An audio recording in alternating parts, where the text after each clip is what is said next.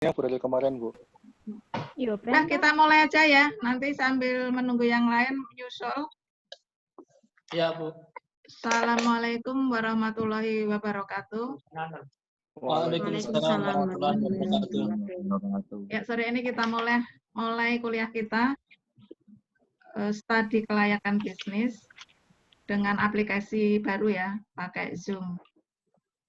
Semoga semuanya sehat dan tetap semangat menghadapi COVID-19 yang belum mereda. Mudah-mudahan segera berakhir, bisa aktivitas seperti semula lagi. Amin. Nah, kali ini saya mau menjelaskan mengenai studi kelayakan bisnis tentang aspek-aspek di dalam penilaian studi kelayakan bisnis. Nah, kemarin kita sudah membahas mengenai beberapa aspek ya. Di antaranya ada aspek sosial, ekonomi, budaya, pasar, kemudian ada aspek hukum yang terakhir. Nah, kali ini akan dibahas mengenai aspek lingkungan. Nah, di dalam aspek lingkungan ini sebetulnya ada dua, ada lingkungan bisnis atau lingkungan industri, kemudian ada lingkungan hidup. Nah, untuk lingkungan industri itu sebetulnya kemarin di dalam aspek pasar dan pemasaran sudah disinggung sedikit. Jadi pada intinya kalau untuk aspek lingkungan industri itu lebih ke bagaimana strategi mengatasi persaingan pasar. Jadi seperti yang diungkapkan oleh Michael Porter ya, itu ada strategi persaingan pasar yang untuk menghadapi persaingan yang kompetitif itu ada lima aspek menurut strategi Porter itu. Jadi ada bagaimana menghadapi ancaman pendatang baru. Nah, ancaman pendatang baru itu misalnya di dalam persaingan industri itu kalau misalnya ada perusahaan yang sudah maju, biasanya kan ada follower pengikutnya. Nah, itu ancaman pendatang baru. Nah, strateginya tentu saja bagaimana menghadapi ancaman itu supaya tetap bertahan untuk kelanjutan keberlangsungan hidup perusahaan tersebut, maka perusahaan tersebut harus memiliki strategi-strategi untuk menghadapi ancaman industri baru tersebut. Kemudian ada lagi ancaman dari pemasok. Nah, pemasok ini kan semakin lama semakin banyak. Mereka menawarkan berbagai tawaran yang menggiurkan, harus bisa memilih dan memilah tawaran dari pemasok tersebut. Kemudian ada juga ancaman dari konsumen sendiri ya. Jadi konsumen itu saling berebut memilih produknya. Kemudian ada ancaman dari stakeholder yang lain. Nah, stakeholder itu kan salah satunya bisa dari masyarakat sekitar, kemudian ada dari perbankan, dari kreditur yang menawarkan berbagai macam dana. Nah, itu juga merupakan lingkungan industri yang harus dihadapi. Nah, sekarang kita ke lingkungan hidup. Jadi tadi ada lingkungan industri, sekarang kita lebih ke pembahasan mengenai lingkungan hidup. Nah, lingkungan hidup di sini yang lebih ditekankan itu pada AMDAL atau analisis mengenai dampak lingkungan. Analisis dampak lingkungan ini sebetulnya secara mengglobal ya, secara dunia itu sudah memulai AMDAL itu sejak tahun 1970. Jadi analisis dampak lingkungan itu dikembangkan oleh beberapa negara maju sejak tahun 1970 dengan nama Environmental Impact Analysis atau mengenai Environmental Assessment yang disingkat dengan EIA. Kemudian di Indonesia itu baru dimulai tahun 1980. Istilahnya AMDAL kalau di Indonesia itu. Kemudian kenapa kita itu harus melakukan analisis mengenai dampak lingkungan? Kenapa analisis dampak lingkungan itu diperlukan di dalam suatu perusahaan? Apalagi untuk perusahaan yang manufaktur ya. Jadi mereka mengalami proses produksi dari bahan baku, kemudian ada bahan dalam proses sampai akhirnya menjadi produk jadi, itu kan mengalami beberapa proses. Nah, itu bisa menyebabkan adanya dampak terhadap lingkungan sekitar. Jadi lingkungan hidup akan sangat berpengaruh. Nah, penggunaan AMDAL ini dilakukan karena adanya aturan dari pemerintah tentunya ya. Jadi yang pertama itu aturan pemerintah memang mengharuskan adanya bahwa perusahaan atau industri yang didirikan itu harus memiliki AMDAL karena ada undang-undangnya. Kemudian yang kedua, karena untuk menjaga kualitas dari lingkungan hidup itu sendiri agar tidak rusak atau tidak punah dengan adanya proyek-proyek yang didirikan atau industri-industri yang sekarang semakin banyak didirikan. Nah, contohnya apa? Ada yang tahu enggak? Contoh akibat daripada perusahaan yang tidak memiliki AMDAL itu contohnya apa? Jadi misalnya tercemarnya sungai-sungai itu ya. Sungai-sungai kalau di Solo itu kan Sungai Bengawan Solo itu sekarang sudah banyak tercemar ya. Kalau kita lihat kan adanya home industry seperti pabrik-pabrik, tekstil, batik itu sungai-sungai di Solo itu tercemar karena tidak adanya AMDAL. Kalau di Surabaya ada juga tercemarnya kali di Surabaya itu akibat pembuangan limbah industri. Kemudian selain pencemaran lingkungan dari air yang akibatnya tidak bisa kalau dulu air itu kan untuk minum masih bagus ya, kalau sekarang sudah tidak mungkin air sungai itu buat minum. Itu juga ada pencemaran karena adanya penggundulan hutan atau hutan gundul akibat penebangan kayu yang secara liar. Itu juga mengakibatkan adanya illegal logging ya istilahnya. Kemudian apalagi ada yang bisa menyebutkan nggak contohnya? Kalau di tempatmu, Pit, pabrikmu ada enggak? AMDAL-nya, Pit? AMDAL nggak ada sih, Bu. Di sini awalnya itu potong-potongan kain kayak gitu. Jadi kain nanti kan cuman dikumpulin terus ada pengepulnya gitu loh. Nah, itu biasanya kalau kain di sini, kalau kain kan awalnya itu keluarnya kiloan. Jadi kalau ada yang kain bisa dipakai itu nanti dipakai buat jaket kayak gitu, tapi di luar perusahaan. Nanti kalau yang lain nggak dipakai. Kebanyakan di sini nggak kepake. Jadi jualnya jual awal. Ya memang biasanya kalau yang industri-industri manufaktur itu biasanya yang menghasilkan AMDAL ya. Atau kalau enggak nanti akan ada lagi selain itu misalnya seperti penambangan itu yang logam-logam itu juga. Seperti pabrik-pabrik kimia itu juga itu banyak sekali pencemaran lingkungannya. Nanti bisa disebutkan contoh-contoh lain. Kalau Pandu itu enggak ada AMDAL ya Pandu ya? Kan termasuk jasa ya tempatmu itu ya? Ya, Pandu mana Pandu? Masih bisa dengar enggak Pandu? Enggak ada respon Pandu. Pandu nggak ada. Ada yang bisa kalau di tempat kerja masing-masing. Coba Tri, kamu Tri apa Tri? Oh, di sini belum ada ya Bu ya. Belum ada AMDAL-nya. Karena kan emang masih retail ya, belum industri yang besar gitu. Kok suaranya kecil ya, Tri? Halo Bu, di sini hujan Bu. Hujan? Semua hujan iya. ya? Alhamdulillah. Ya, alhamdulillah. Gimana kalau di tempatmu apa, Tri? Kan Kalau itu di sini pabrik sih tepung, kalau Tri. Tempatmu pabrik tepung, Tri. tepung panir Bu, tapi kan skalanya kan masih menengah ke bawah ya, bukan produksi yang besar gitu. Jadi untuk AMDALnya memang belum ada ya untuk sekarang.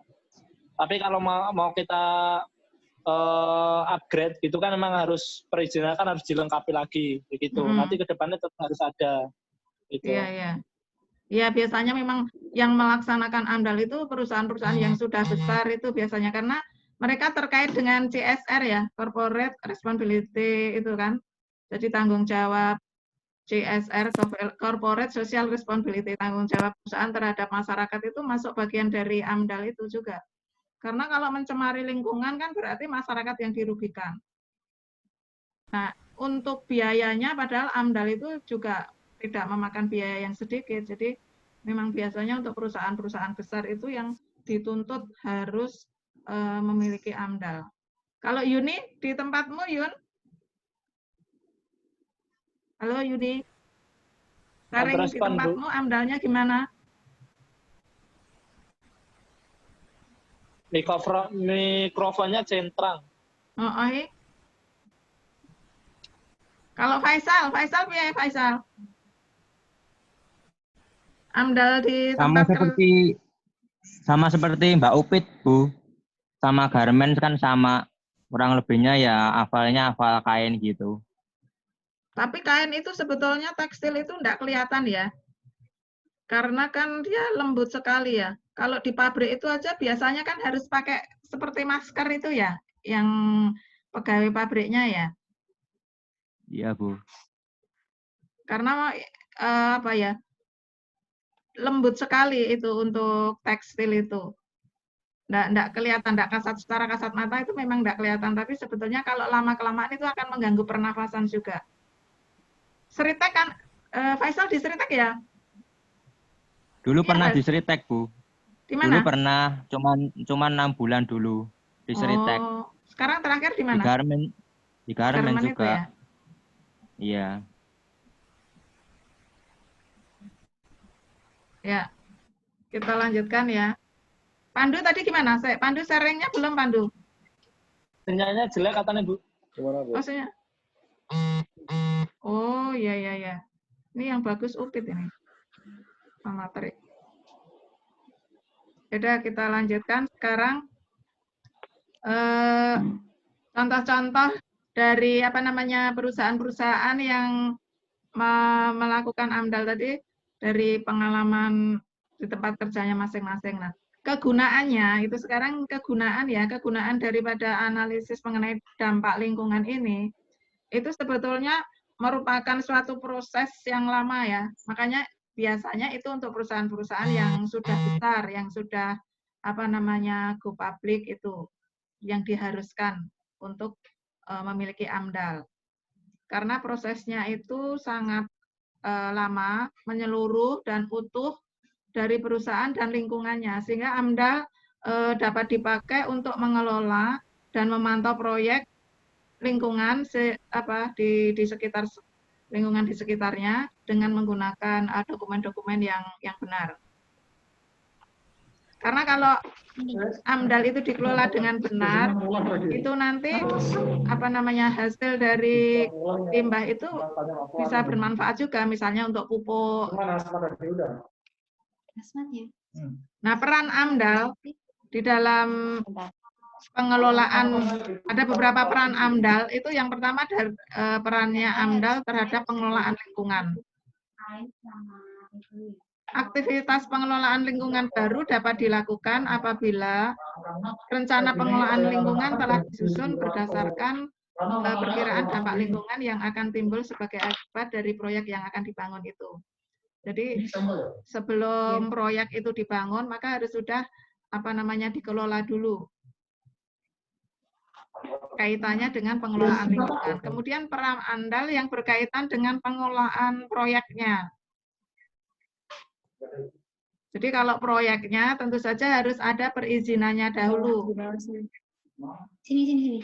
Dan kaitan AMDAL sebagai dokumen yang penting, itu merupakan apa namanya sumber informasi yang detail mengenai keadaan lingkungan.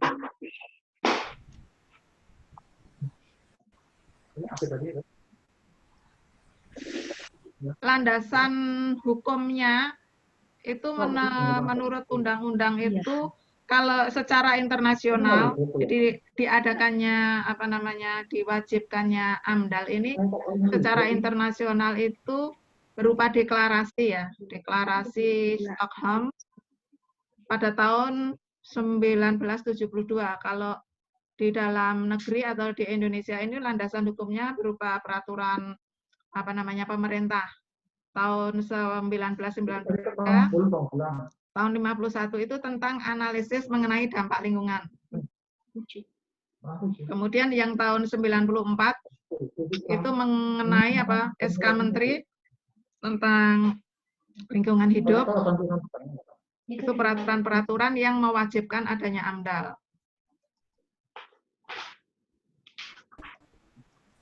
Nah, sekarang bidang usaha apa saja yang kira-kira membutuhkan AMDAL itu? Ada industri pertambangan itu dan energi itu antara lain yang tambang batu bara, kemudian ada lagi PLTA, kemudian ada PLTD. Nah, itu juga diwajibkan untuk membuka adanya AMDAL. Jadi harus memiliki AMDAL karena bahan kimia termasuk logam berat ya, batu bara itu. Kemudian dari industri atau bidang usaha pekerjaan umum itu seperti waduk itu juga perlu ada AMDAL-nya. Waduk Gajah Mungkur yang besar itu dibangun tentu saja dengan memakai perencanaan ya untuk analisis dampak dan lingkungan dari masyarakat sekitar itu harus ada juga. Irigasi, jalan raya itu ada aturan-aturan semuanya. Kemudian dalam bidang agrobisnis itu juga membutuhkan AMDAL. Kalau agrobisnis apa? Misalnya kayak tambak, kemudian ada lagi pertanian, perkebunan, itu semua membutuhkan analisis dampak lingkungan. Kemudian di dunia perdagangan seperti berdirinya pabrik-pabrik itu juga membutuhkan jenis usaha yang membutuhkan AMDAL.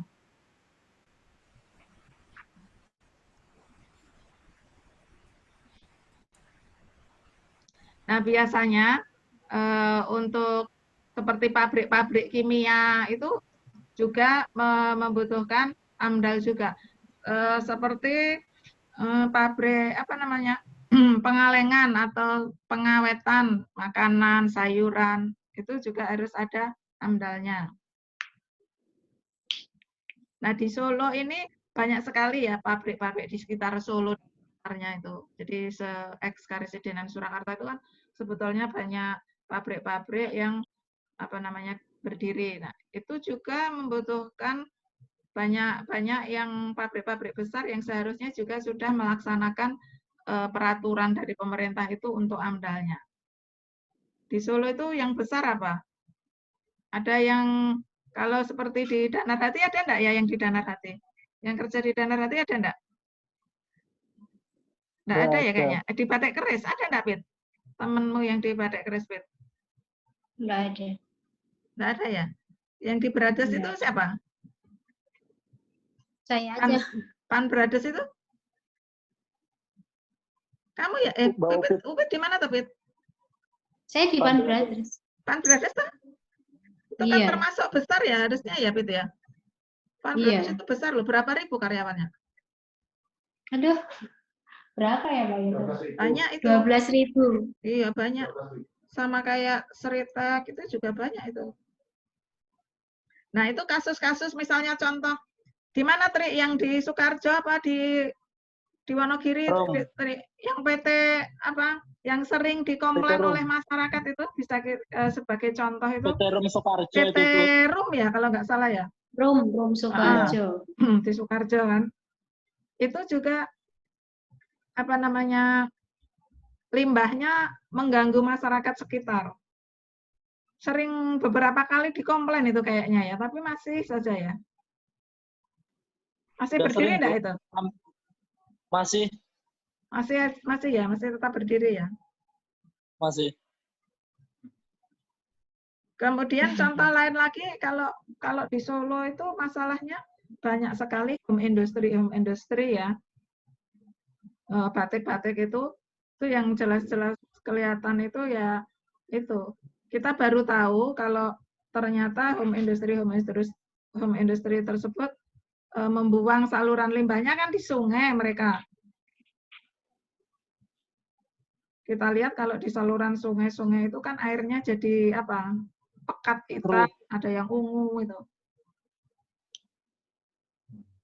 Atau mungkin ada pengalaman enggak? Coba sekarang gantian kalian.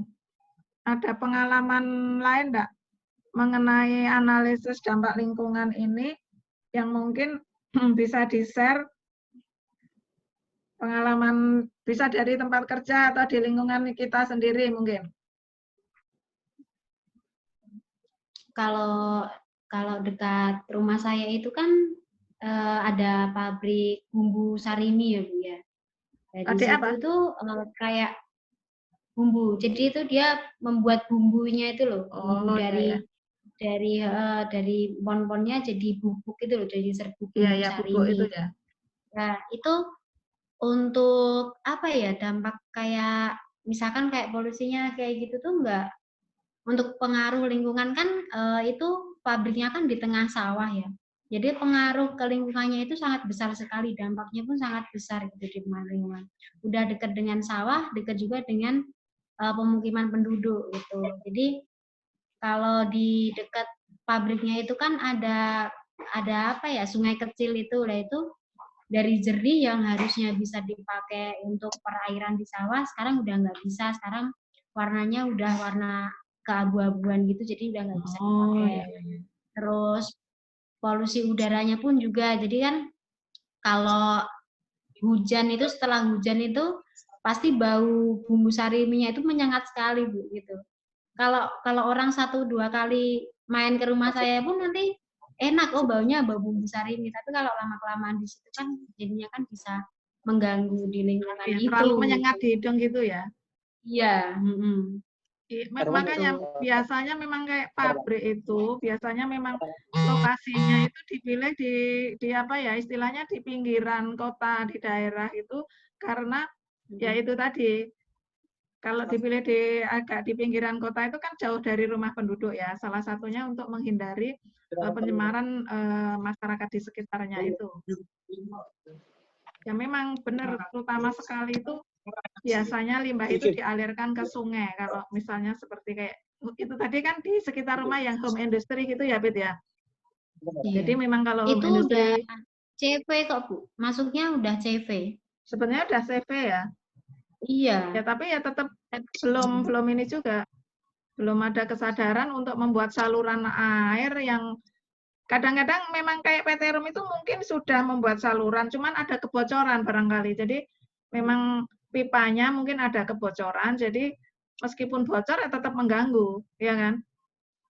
Jadi belum kayak terorganisir dengan baik. Sistemnya itu Bu. Kenapa sistemnya?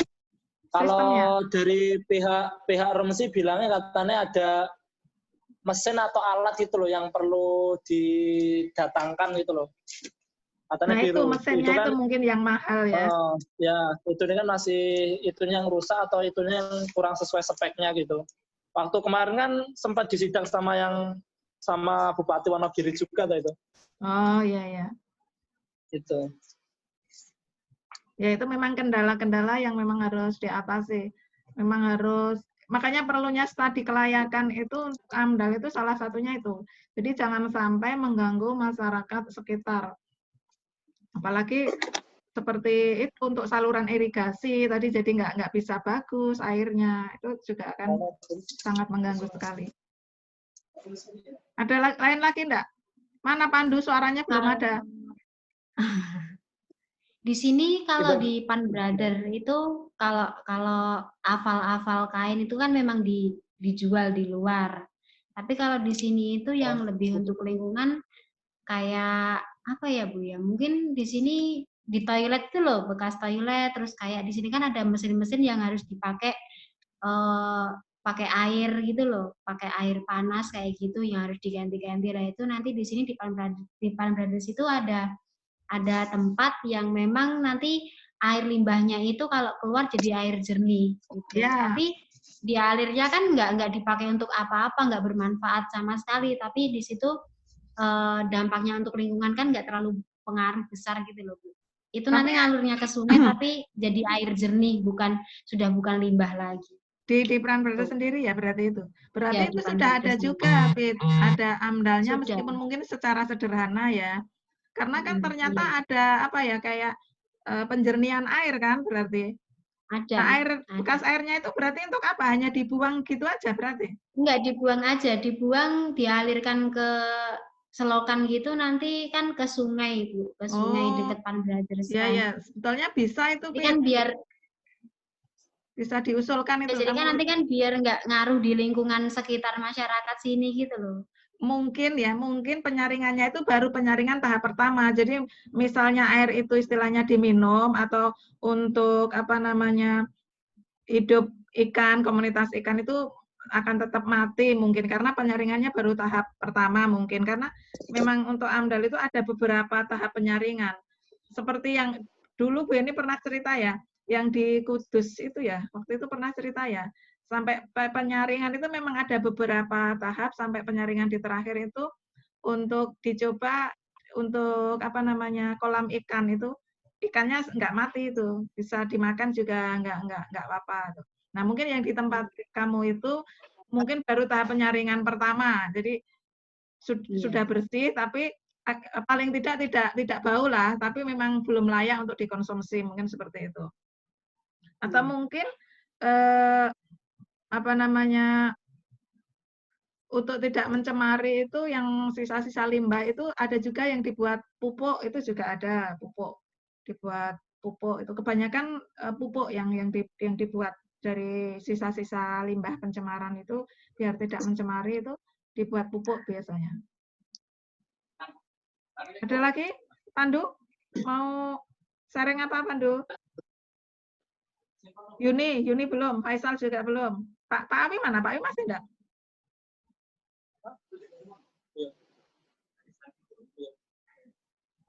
Pandu ini tinggal enggak? Saya sama Tripurwadi aja Bu yang apa ya? Yang lainnya udah nggak ada. Oh. Ya memang sebenarnya kuliah dengan online seperti ini sebenarnya apa namanya enak ya, dalam artian kan sambil kita bisa diskusi bisa, cuman kendalanya sinyal mungkin kan. Jadi kalau ini seperti kebetulan hujan kayak gini sinyalnya nggak steady gini ya mungkin yang lain nggak bisa juga kayak Yuni tadi juga. Di tempat Ibu hujan toh? Hujan deras ini di sini. Oh. Di situ enggak Pak? Di sini enggak Bu. Di Mojosongo terang. Ini banyak yang izin live karena sinyal sama baterai low. Iya, biasanya memang kendalanya itu. Kemungkinan minggu depan kita akan ganti lagi katanya nanti. Aduh, pakai apa? Nggak ini tahu udah nanti. Itu Bu. Yang tren sekarang itu memang Zoom. Teman-teman Bu nunggu izin masuk dari jenengan. Kayaknya coba jenengan cek dulu. Oh, iya sebentar. Ini tadi soalnya baru jelasin Bu ini enggak begitu melihat tadi. Ini ada 2 orang yang melihat. Oh iya ini partisipan lagi. Pandu ya. Pandu sama Yuni masuk lagi. Ya. Yuni, gimana Yun? Udah bisa masuk lagi Yun? Yuni sama Pandu masuk lagi.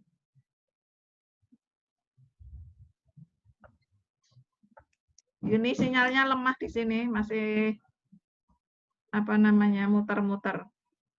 Nah, Pandu, halo Pandu, dengar enggak Bu ini? Ya Bu, udah dapat sinyal lagi Bu. Udah dapat sinyal lagi. Gimana? Tadi sempat ini enggak? Sempat dengerin enggak waktu Bu ini menjelaskan tadi? Masih bisa tadi? Sampai yang sharing tadi Bu. Sharing tentang AMDAL, kamu belum coba ada pengalaman enggak tentang AMDAL di lingkungan kerjaan atau di masyarakat sekitar yang pernah ditemui?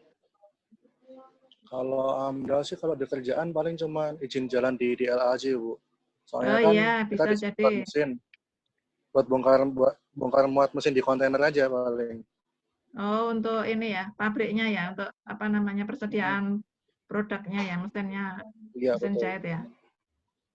Kalau di Kalau lingkungan sekitar, di lingkungan paling kan tower kayak Telkomsel gitu. heeh. Itu kan biasa ada izin ke masyarakat. Soalnya kan ada gangguan sinyal juga kadang. Jadi tower-tower yang tinggi yang berdiri itu memang itu bagian dari AMDAL juga harus ada izin perizinan. Itu maksudmu Iya. itu ya? Mm. Ya kan kadang sinyal-sinyal kayak sinyal televisi, sinyal radio kan juga ada masalah kalau ada tower di situ. Iya, semua memang harus ada perizinannya. Tadi siapa yang masuk lagi? Yuni ya? Yuni mana Yun? Yuni, mau sharing enggak Yun? Bisa denger enggak? Belum muncul, Bu. Belum muncul. Oh ya, nanti anu ya, ini yang sekarang masih on. Minggu depan kita nanti mencoba untuk hasil apa namanya? Tugas kemarin kita presentasikan ya. Pakai Kan Zoom. kemarin udah ngirim tugasnya kan, yang Iya. aspek-aspek itu kan. Nah, nanti kita coba di Zoom ini kita presentasi. Terakhir Nanti kelompok berapa, Bu? Kenapa? Terakhir kelompok berapa? Kemarin itu terakhir kelompoknya, lu kemarin Pak Bas itu yang sudah, terus yang Upit belum ya, Pit ya? Belum. Pak Bas Iya. juga belum, Bu, terakhir itu. Udah, Pak Bas sudah. Pak Bas sudah tuh? Udah, pas Pak Bas kamu enggak masuk kayaknya waktu itu. Oh iya. Nah, besok siap enggak? Kelompokmu Pit, Upit sama Bimo ya kalau nggak salah. Atau siapa Iya, yang saya siap? Bimo sama Galang. Nah, besok sama kelompoknya Pandu ya. Pandu siap Pandu ya? Sama Faisal kalau nggak Insya salah. Allah, Bu. Ya, sama Munadir juga, Bu. Heeh. Bu, itu katanya minggu depan mid semester ya? Belum tahu juga. Kemungkinan ya, kemungkinan. Ya kalau UTS berarti ditunda nanti. Presentasinya Kemarin setelah UTS. dari itu sih, dari Pak Jati. Kemarin beliau bilangnya minggu depan besok UTS. Ya harusnya ini kan udah pertemuan Nanti, ke-8, harusnya sudah UTS harusnya ini. Cuman karena apa kemarin itu kan kendala masih aplikasinya masih pakai yang ini, mau pakai yang Zoom ini. Mungkin minggu depan mungkin UTS kalau jadi. Kalau minggu depan jadi UTS ya nanti kita tunda, berarti setelah UTS ya presentasinya ya. Nanti kan yang kelompoknya Upit, terus kelompoknya Bimo sama Bimo, terus Pandu sama Faisal sama Munadir. Terus kelompoknya Tri sama Pak Abi kan, Tri? iya. Terus satu lagi Yuni, kelompoknya Yuni. Nah, nanti dua-dua aja. Minggu setelah UTS 2 kelompok. Terus apa namanya minggu berikutnya nanti 2 kelompok lagi. Itu ya. Ya, Bu. Itu presentasinya show PowerPoint-nya di sini ya, Bu ya? Bisa nggak sih? Soalnya Bisa. aku juga belum tahu ini. Bisa nanti coba nanti. Kalau enggak, gini aja, nanti paling cuma 5 slide aja, sampai maksimal 10 slide aja. Poin-poinnya apa, terus dijelaskan aja. Nggak usah banyak-banyak nanti. Bagi tugas aja, nanti misalnya kamu kelompoknya sama Bimo, nah nanti kamu yang menjelaskan bagian apa, Bimo menjelaskan bagian apa, terus nanti ditanggapi temannya. Jadi kalau bisa, satu pertemuan kuliah gini nanti bisa presentasi 2 kelompok nanti. Jadi minggu depan kelompok Pandu sama kelompoknya Upit, ya, siap ya? Nanti minggu berikutnya nanti kelompoknya Tri sama kelompoknya Yuni. Pak Awi. Ya. Oh, Oke, ada yang ditanyakan lagi enggak? Belum. Tri keluar Bang? Enggak kan? Enggak. Enggak ada. Ini lagi sholat. Ya udah jam 6. Kita dulu dan kita tutup dulu ya kuliah untuk sore ini ya. Minggu depan kita lanjut lanjutkan. Atau stop? Ini mau lanjut lagi enggak? Ya, ngikut. Bu Ikut Titin Bu tanya Eni sih Bu, aja. selesai jam berapa Bu? Ya coba nanti dibuka lagi nanti setelah maghrib. Tapi hanya sampai 6:30 nanti soalnya. Tanggung nanti. Atau Ya, kalau nggak enggak, apa-apa. kalau enggak nanti coba tak ini Bu Titin coba nanti. Nego sama Bu Titin. Ya, Iya, Bu. Dulu aja ya.